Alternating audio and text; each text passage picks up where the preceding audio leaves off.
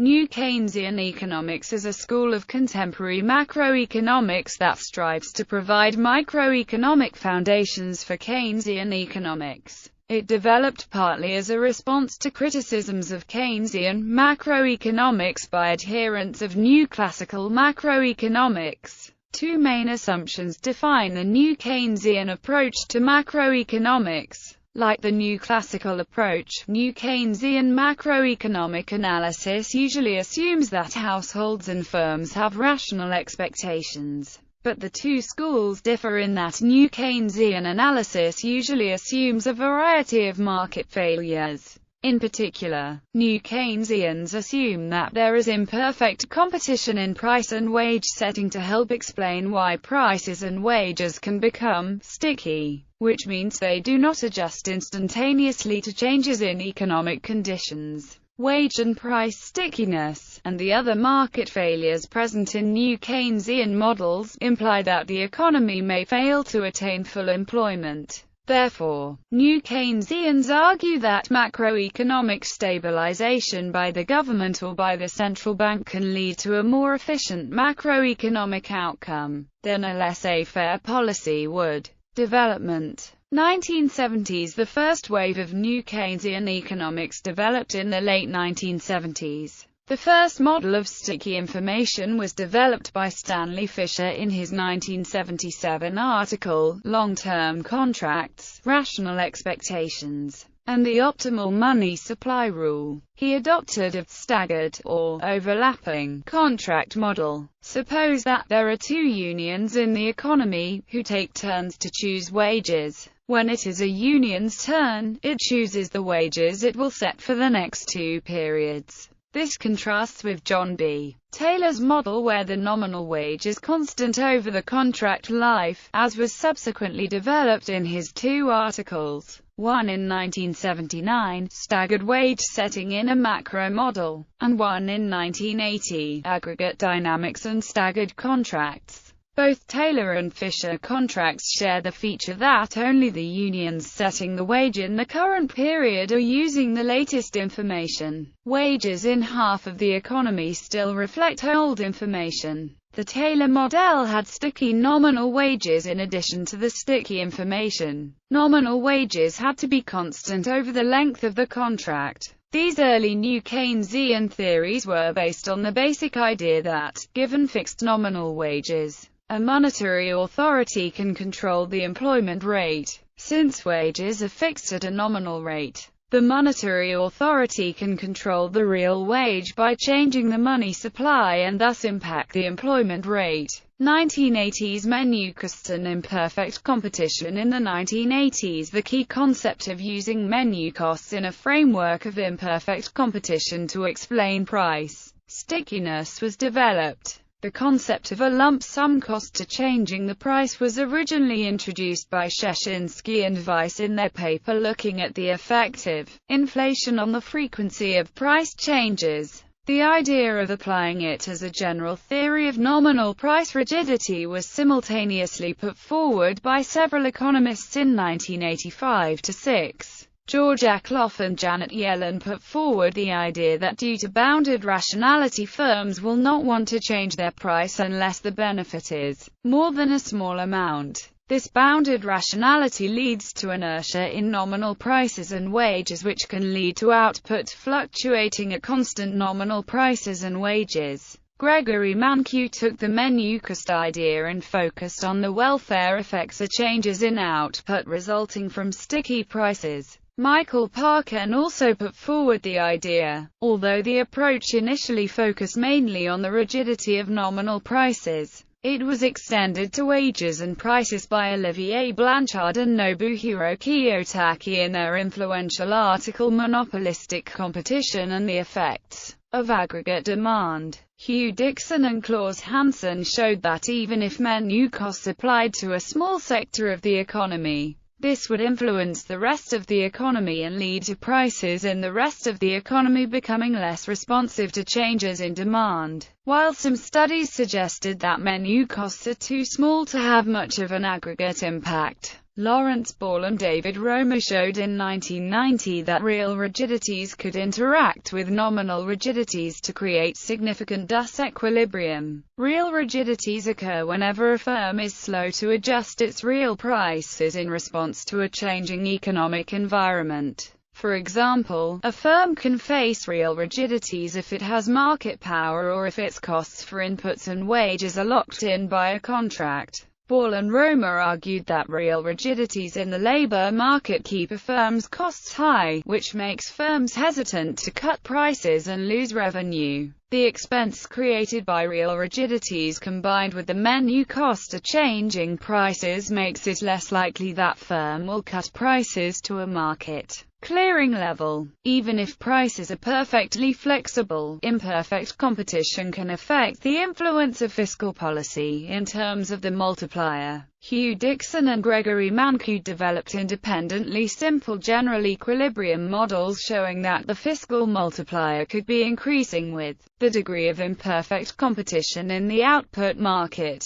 The reason for this is that imperfect competition in the output market tends to reduce the real wage, leading to the household substituting away from consumption towards leisure. When government spending is increased, the corresponding increase in lump sum taxation causes both leisure and consumption to decrease. The greater the degree of imperfect competition in the output market, the lower the real wage and hence the more the reduction falls on leisure and less on consumption. Hence the fiscal multiplier is less than 1, but increasing in the degree of imperfect competition in the output market.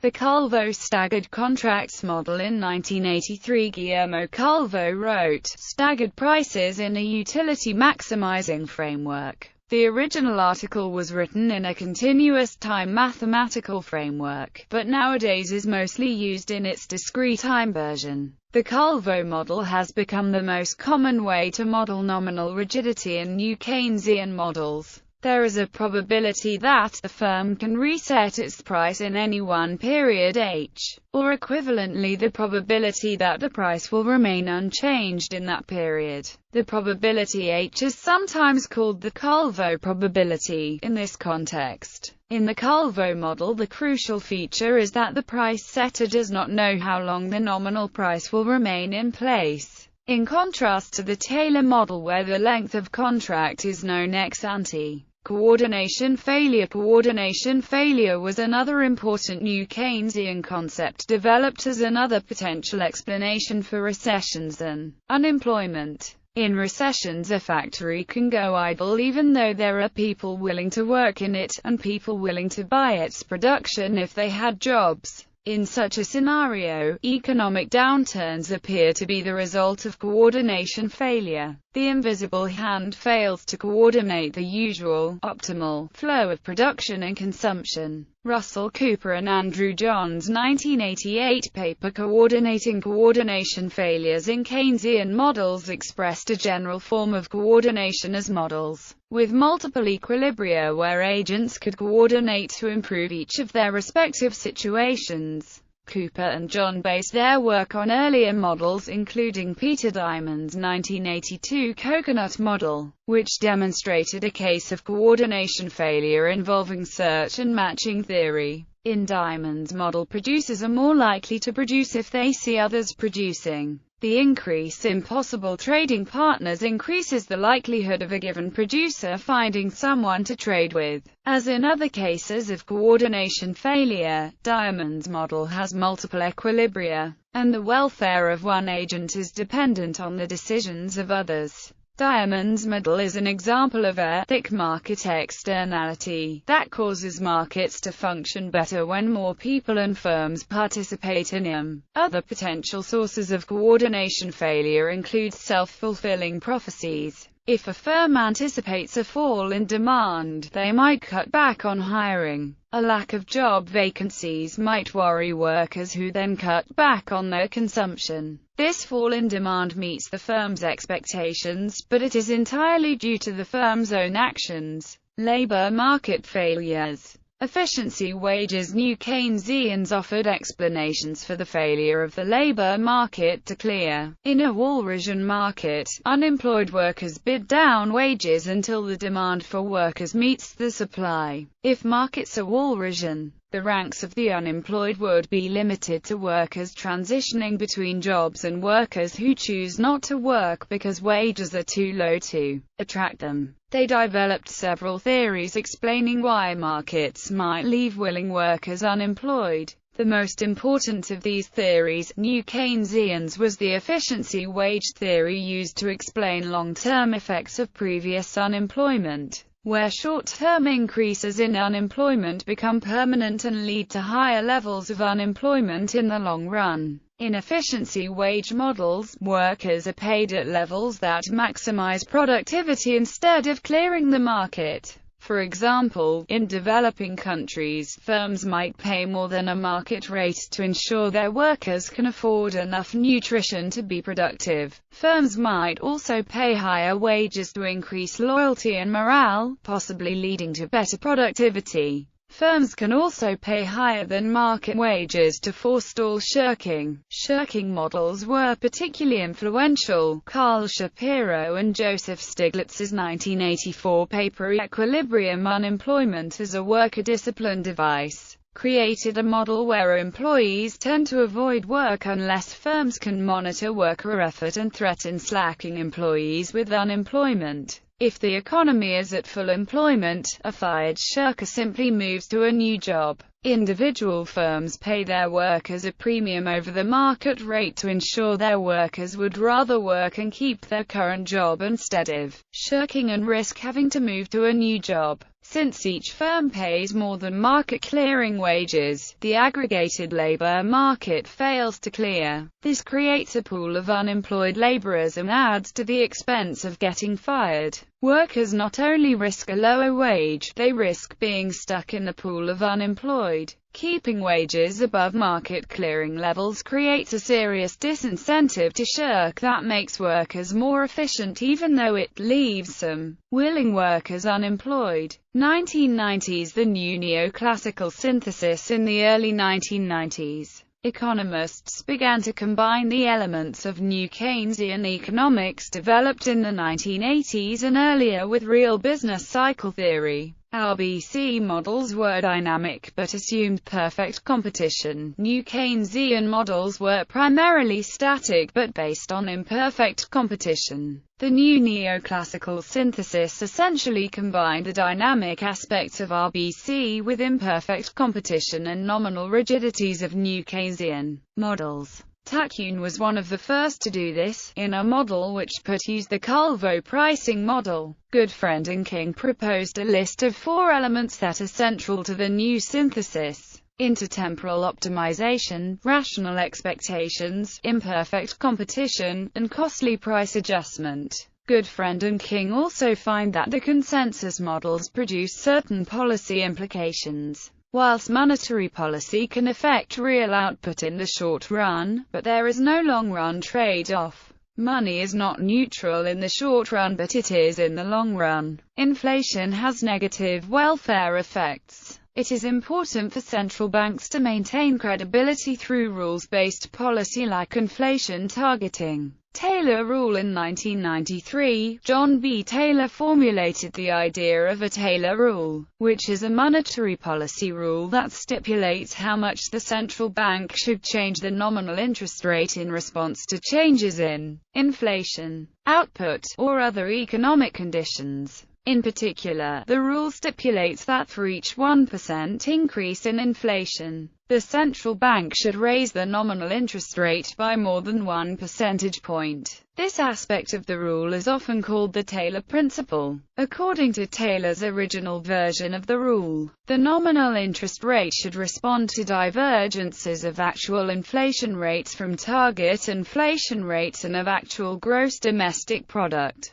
from potential GDP. In this equation, is the target short-term nominal interest rate, is the rate of inflation as measured by the GDP deflator, is the desired rate of inflation, is the assumed equilibrium real interest rate, is the logarithm of real GDP, and is the logarithm of potential output, as determined by a linear trend. The new Keynesian Phillips curve. The new Keynesian Phillips curve was originally derived by Roberts in 1995, and has since been used in most state-of-the-art new Keynesian DSGE models. The new Keynesian Phillips curve says that this period's inflation depends on current output and the expectations of next period's inflation. The curve is derived from the dynamic Calvo model of pricing and in mathematical terms is the current period T expectations of next period's inflation are incorporated as, where is the discount factor. The constant captures the response of inflation to output, and is largely determined by the probability of changing price in any period, which is the less rigid nominal prices are, the greater the effect of output on current inflation. The science of monetary policy. The ideas developed in the 1990s were put together to develop the new Keynesian dynamic stochastic general equilibrium used to analyze monetary policy. This culminated in the three-equation new Keynesian model found in the survey by Richard Clarida, Geordie Garley, and Mark Gertler in the Journal of Economic Literature. It combines the two equations of the new Keynesian Phillips curve and the Taylor rule with the dynamic is curve derived from the optimal dynamic consumption equation. These three equations formed a relatively simple model which could be used for the theoretical analysis of policy issues. However, the model was oversimplified in some respects. Also, it does not perform well empirically. 2000s. In the new millennium there have been several advances in new Keynesian economics. The introduction of imperfectly competitive labor markets, whilst the models of the 1990s focused on sticky prices in the output market. In 2000, Christopher Erceg, Dale Henderson and Andrew Levin adopted the Blanchard and Kiyotaki model of unionized labor markets by combining it with the Calvo pricing approach, and introduced it into a new Keynesian DSGE model. The development of complicated DSGE models. In order to have models that worked well with the data and could be used for policy simulations, quite complicated new Keynesian models were developed with several features. Seminal papers were published by Frank Smets and Raphael Wouters and also Lawrence J. Cristiano, Martin Eichenbaum and Charles Evans. The common features of these models included habit persistence. The marginal utility of consumption depends on past consumption. Calvo pricing in both output and product markets, with indexation, so that when wages and prices are not explicitly reset, they are updated for inflation.